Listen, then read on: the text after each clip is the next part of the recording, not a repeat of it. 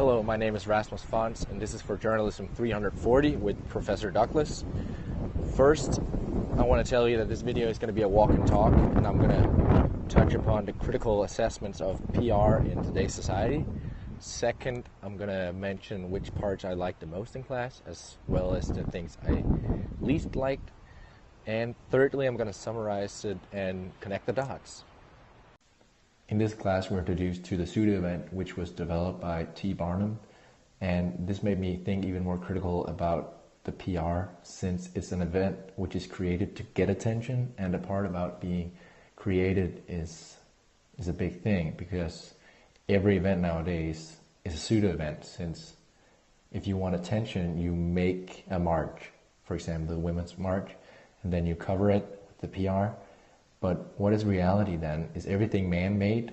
The media, are they making up every part of it? And it made me think, especially nature event, like the melting poles or the heat, that can't be man-made or set up by anyone.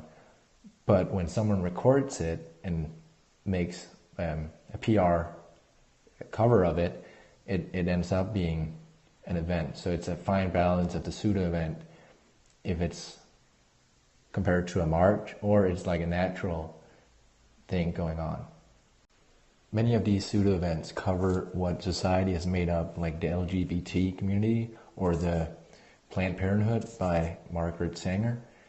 It's a positive outcome when the pseudo event or planned marches or events benefits the one who's suppressed or struggling in society. So I think it's a positive fact that you can make a pseudo event to cover something and get your point across. Up next, I want to talk about self-interest and how I feel like these two words plays a huge part, as the professor also mentioned during the class, especially what Walter Lippmann said about people are moved by pictures is something I really felt like I agree on, because I can see myself doing that as well. Second, scarcity. People want what they cannot have. You need to make this need for the target audience to make them move towards your direction.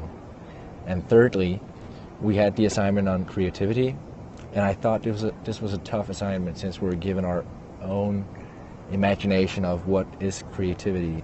And I especially remember Kirby Ferguson saying that creativity is as important as literacy, and that was something I feel like is really important, especially for me as a student in the PR and marketing department.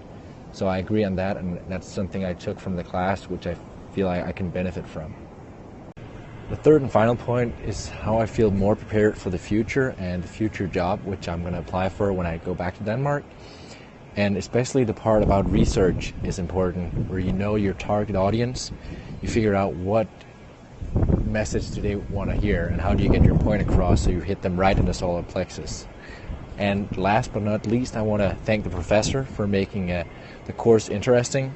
It's like 50-50, 50% being from the book, and the other 50 is more from like a motivational speech from the professor.